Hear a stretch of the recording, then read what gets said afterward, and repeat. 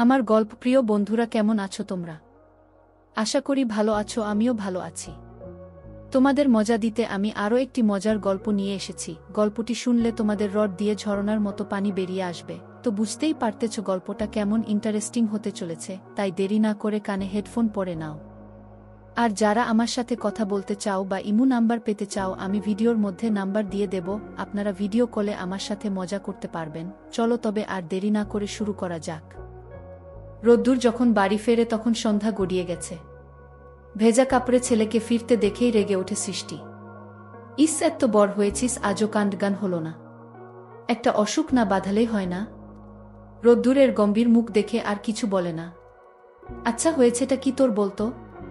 সকালে ওইভাবে বেরিয়ে গেলি, এখন বাড়ি ফিরে মুখ হাঁড়ি করে আছিস যে? ততক্ষণে বিছানায় আধা শোয়া থেকে উঠে বসেছে সৃজন। আসলে তোমাদের সাথে আমার কিছু কথা আছে। হ্যাঁ, যা বলার বলিস। এখন আগে কাপড় ছাড়, ঠান্ডা লেগে যাবে। তাছাড়া না পরে আগে শোনো। বল, কি বলবি? মাথা নিচু করে নেয় রোদ্দুর। আসলে আমি কালকে ঘুম ভেঙে তোমাদের সব কথা শুনে ফেলেছি। আতকে ওঠে সৃষ্টি সৃজন দুজনেই। কাপা কাপা গলায় সৃষ্টি জিজ্ঞেস করে, কি শুনেছিস? আসলে আমি তোমাদের মধ্যকার আসল সম্পর্কটা জেনে গেছি। রোদ্দুরের কথায় পিনপতন নীরবতা নেমে আসে ঘরের ভেতরে। সৃষ্টির মনে কেবল মনে হতে থাকে, ধরনী তুমি দ্বিধা হও, আমি ভেতরে যাই। কিংকর্তব্য বিমূঢ় হয়ে পড়ে সৃজন। ও আস্তে আস্তে নিজেকে সামলে নেয় সৃষ্টি। এই ভয়টাই ওর ছিল। ও জানত একদিন না একদিন ছেলের মুখোমুখি হতেই হবে। মাথা তোলে সৃষ্টি, দেখে রোদ্দুর মাথা নিচু করে আছে। রোদ্দুর, মায়ের কণ্ঠে চমকে উঠে রোদ্দুর। সৃষ্টির কণ্ঠস্বর আজ অদ্ভুত রকমের স্থির এক ভাব। আমি জানতাম এই দিন আসবে। তোর মুখোমুখি দাঁড়াতে হবে আমাকে। হ্যাঁ, তুই যা জেনেছিস সত্যি।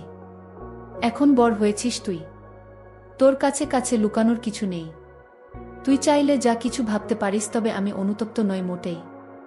আমি সারাটা জীবন তোর বাবাকেই ভালোবেসেছি, আর বেঁচেও যাব। এখন তোর যদি মনে হয় যে আমরা ভুল করেছি, চাইলে তুই চলে যেতে পারিস। এখন বড় হয়েছিস, আলাদা থাকতে আশা করি কোনো কষ্ট হবে না তোর। মা, হ্যাঁ রোদ্দুর, জানি তোর পক্ষে মেনে নেওয়া কঠিন, তবে এটাই সত্য, ছোট থেকেই আমরা একে অপরকে ভীষণ ভালোবাসি। একটা অদ্ভুত বন্ডিং ছিল আমাদের।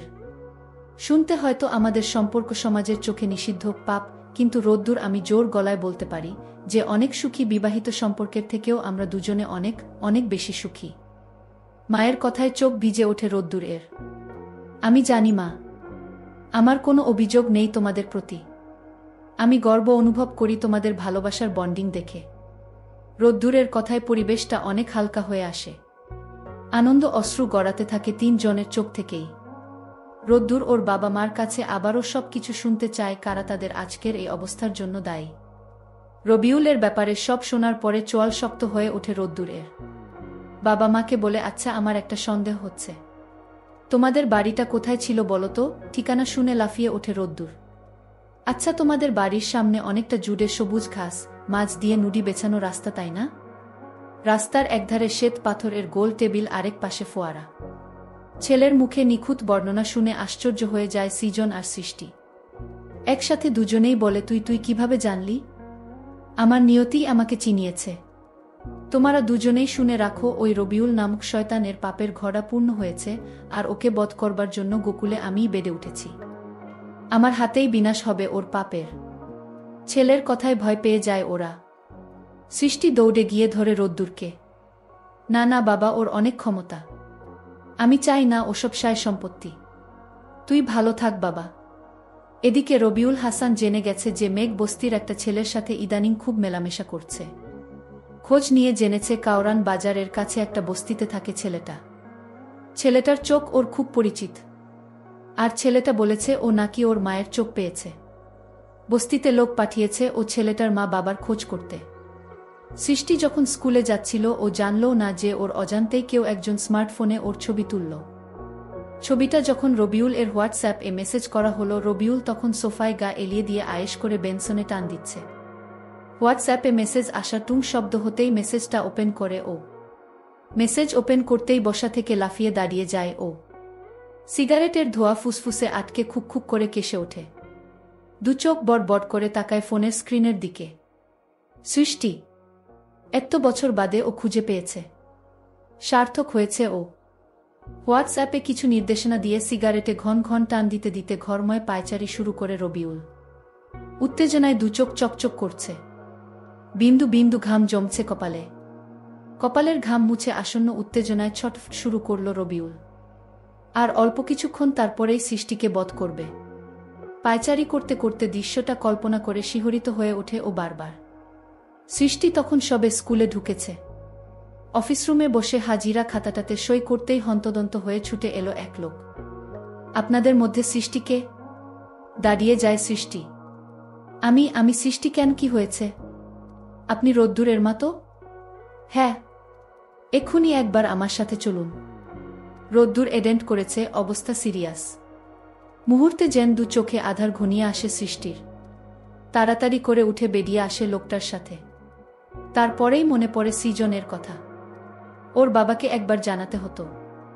সমস্যা নেই, আমার সাথে গাড়ি আছে, আপনি বরং উনাকেও সাথে নিন। সৃষ্টি এক ছুটে বাড়ি গিয়ে সৃজনকে জানাতেই ও হন্তদন্ত হয়ে বেরিয়ে আসে সৃষ্টির সাথে। ছেলের কথা শুনতেই দুজনেই বেরিয়ে আসে অপরিচিত লোকটার সাথে। হাসপাতালে যাবার নাম করে ওদের দুজনকেই তুলে নিয়ে গাড়িতে। ছেলের চিন্তায় এতটাই বিভোর ওরা যে আশপাশে একটা বারো তাকায় না। গাড়িটা থামতেই দ্রুত নেমে আসে বাইরে। এ কি?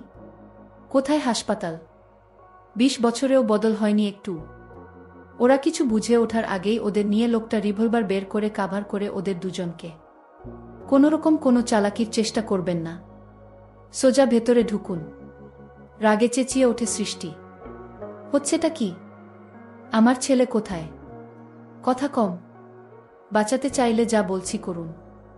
বলেই সৃজনের পিঠে রিভলভার দিয়ে একটা খোঁচা মারে লোকটা। পড়তে পড়তেও কোনোরকম ভাবে ক্র্যাচ দিয়ে পতন ঠেকায় সৃজন এর একটা হাত ধরে সৃষ্টি। অসহায় এর মতো দুজন মিলে এগিয়ে যায় বাড়ির গেটের দিকে।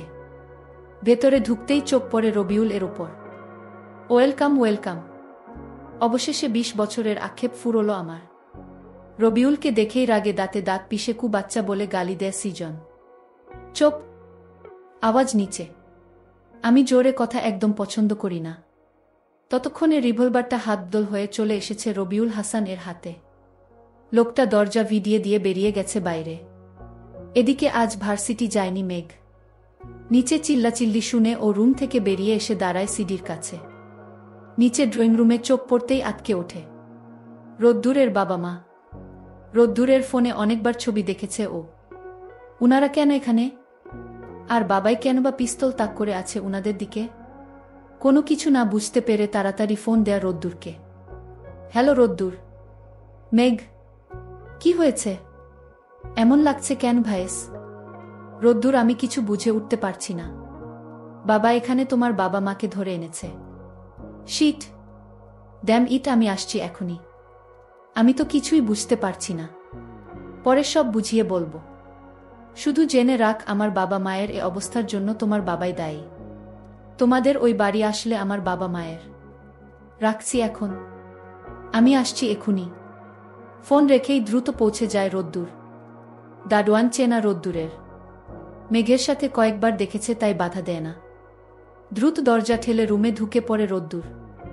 রোদ্দুর ঢুকতেই রবিউল সৃজন সৃষ্টিকে বাদ দিয়ে অস্ত্র তাক করে রোদ্দুরের দিকে। ততক্ষণে মেঘ ও নেমে এসেছে নিচতলায়।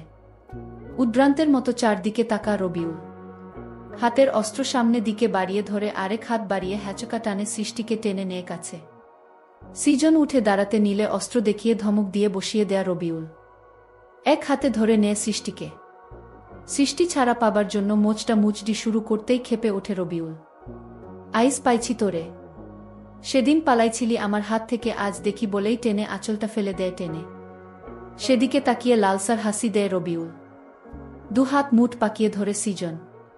সে অবস্থাতেই সামনে দিকে অস্ত্র বাড়িয়ে ধরে পেছাতে থাকে রবিউল। পেছাতে পেছাতে হঠাৎ যেন কোনো কিছুর সাথে হোঁচট খেয়েছে এমন ভাবে থমকে যায় রবিউল। হাতের মুঠোটা শিথিল হতেই মুচড়ে ছুটে কোনো রকমে আঁচলে বুকটা ঢেকে দৌড়ে এসে সৃজন এর বুকে ঝাঁপিয়ে পড়ে ফুপিয়ে কেঁদে ওঠে সৃষ্টি। এদিকে সবাই তাকিয়ে দেখে রবিউল এর মুঠে আলগা হয়ে ঠক করে মেঝের উপরে পড়ল রিভলভারটা। সবার সামনে পা দুটো ভাঁজ হয়ে আসছে রবিউল এর।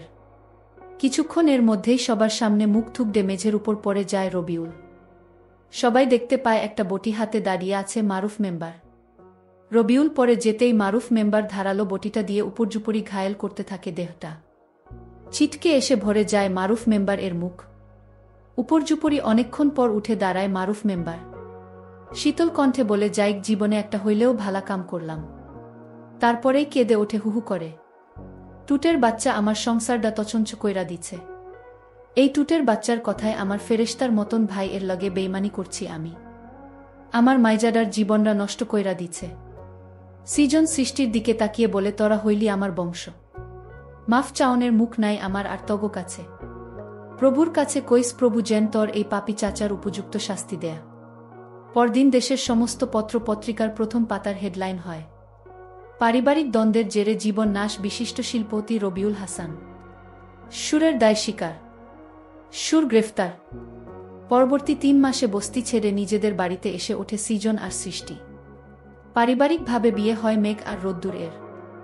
এদিকে কোর্টে রবিউল মিডার সহ ভাই ভাবিকে মিডার ও সম্পত্তি আত্মসাৎ এর কথা স্বীকার করে ন্যায় বিজ্ঞ আদালত ফাঁসির রায় দেয়া মারুফ মেম্বার এর। সৃজন সৃষ্টি ছেলে আর ছেলের বউকে হানিমুনে যেতে বললে ওরা ওদেরকেও সাথে যেতে বলে। শেষমেশ 4 জন মিলেই ওরা যায় আবারও সেই লাওয়াচড়াতে। ওঠে সেই নিসর্গ কটেজেই। সৃজন এর মনে হয় সব কিছু আগের মতোই আছে। সেই একরকম কটেজগুলো, জানালায় দাঁড়ালে দেখা যায় ঢেউ খেলানো চা বাগান, চা বাগান এর মাঝে লাগানো ছায়াবৃক্ষগুলোতে দোল খাচ্ছে চেনা অচেনা নানা জাতের পাখি। সবকিছু সেই আগের মতোই আছে, কেবল ওদের জীবন থেকে হারিয়ে গেছে মূল্যবান 20টা বছর। আজ রাতে ছাদের উপরে বারবিকিউ করবে ওরা। আগের বারে যেখানে পিকনিক পার্টি বসেছিল সেখানেই বারবিকিউ এর আগুন জ্বালে ওরা। অনেকদিন পরে গিটার হাতে নিয়েছে সৃজন। রাত বাড়ছে, 1000 বছরের পুরনো রাত, সেই রাতের গভীরতার সাথে সাথে ঝংকার তুলে সৃজন এর গিটার। আজকের গল্পটি এ পর্যন্ত। এতক্ষণ সাথে থাকার জন্য ধন্যবাদ। দেখা হবে পরবর্তী কোনো ভিডিওতে।